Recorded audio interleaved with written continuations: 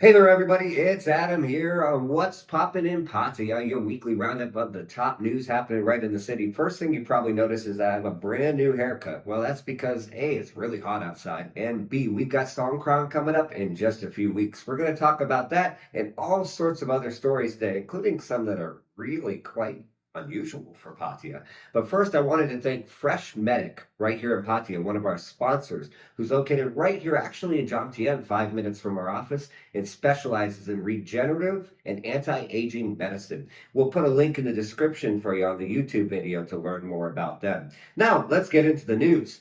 So, we have 2 weekends left of the music festivals right here in Pattaya that's been going on every single weekend. Last weekend, as we discussed, was in Jomtien. This weekend is moving back to Pattaya Beach, but also on the island on Koh Larn. So if you want to go get your party on and your groove on, we invite you to go check it out. There's one last week next week, which will also be on Pattaya Beach. There will be limited road obstructions and closures by the Dusit Curve in North Pattaya. Also, the Asian Football Cup, which we will be attending, starts today, but probably when you see this video, yesterday in Pattaya. Actually, it's located near Soi 12 in Jomtien. Now, this is a big deal. The three top teams for the Asian Football Cup, or Beach Football Cup, really, move on to the FIFA Beach Soccer Championship World Cup. So Thailand is in it. In fact, Thailand is playing tonight Saudi Arabia. We're looking forward to it. By the time you see this, you already know the score, but go Thailand. Also, many other countries are in it, like Japan, Saudi Arabia, etc., etc. Now, one of our first stories that we have for you today is troubles on Pattaya Beach.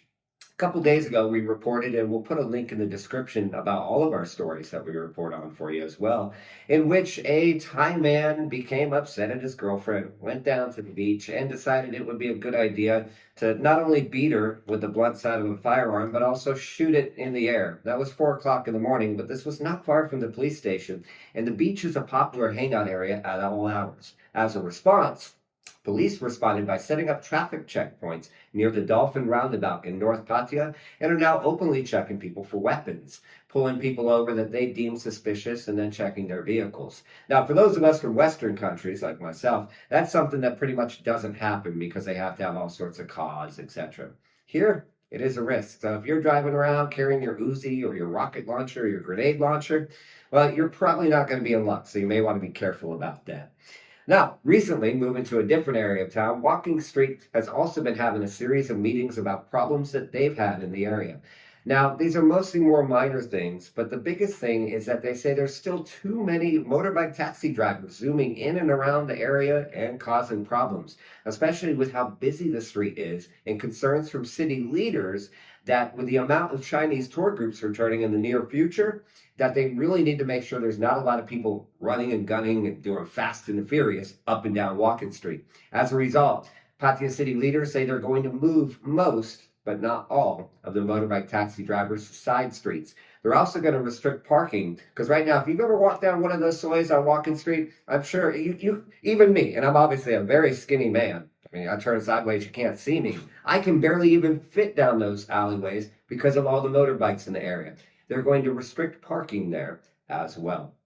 Now, for our next story, this was a big story last week. It wasn't our biggest. That'll be at the end, so make sure you stay tuned for it. A Thai woman was rescued after being detained by a Korean boyfriend for 4 days. Now, this was a major deal. Evidently, she had gone missing, and her friends became really concerned. And they finally got a response on the line application from her who said that she was in dire need of help and needed assistance. Now, rescue workers and police arrived, and the Korean boyfriend refused to open the door. They actually broke it down, and he didn't really put up a struggle at that point. But not only did they find drugs all over the apartment, they also stated that it seemed to be a very complex situation. She did show signs of having been beaten, unfortunately, so we hope she gets well soon. Now, Speaking of crackdowns and crackdowns about weapons, there's also an ongoing crackdown, which you gave us great feedback on, by the way, and we want to continue to hear that feedback about motorbike racing here in Pattaya, specifically usually young teenagers, as young as 13, who probably shouldn't be gunning around on a motorbike, racing late at night and causing noise disturbances and nuisances to the local population of the area. Pattaya police say this is the top priority, but the skeptics in our comments have stated they've said this many times in the past and it continues to be an issue. Speaking of things that we've talked about many times in the past and that authorities said they're going to resolve and are still issues, what about that air quality recently in Pattaya? I mean, it's so thick you feel like you're walking through a fog bank sometimes. Authorities say again they've got plans to resolve the situation, but being realistic, as we've written here at the Pattaya News in the past, the solution is somewhat difficult. It really would require a lot of partnership with surrounding nations like Cambodia. The biggest cause is, of course, burning of fields, specifically sugarcane.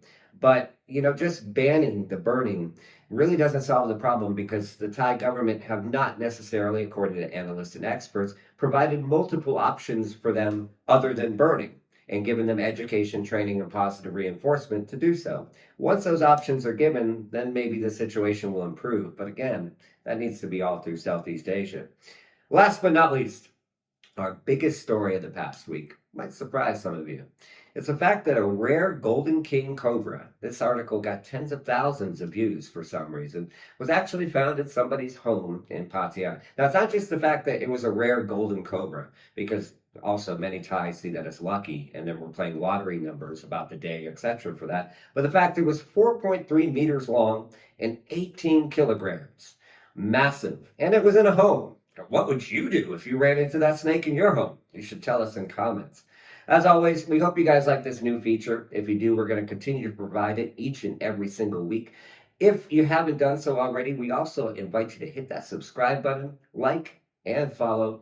And of course, leave us some comments on what you think. Be real, keep it real. As always, take care of yourselves and each other.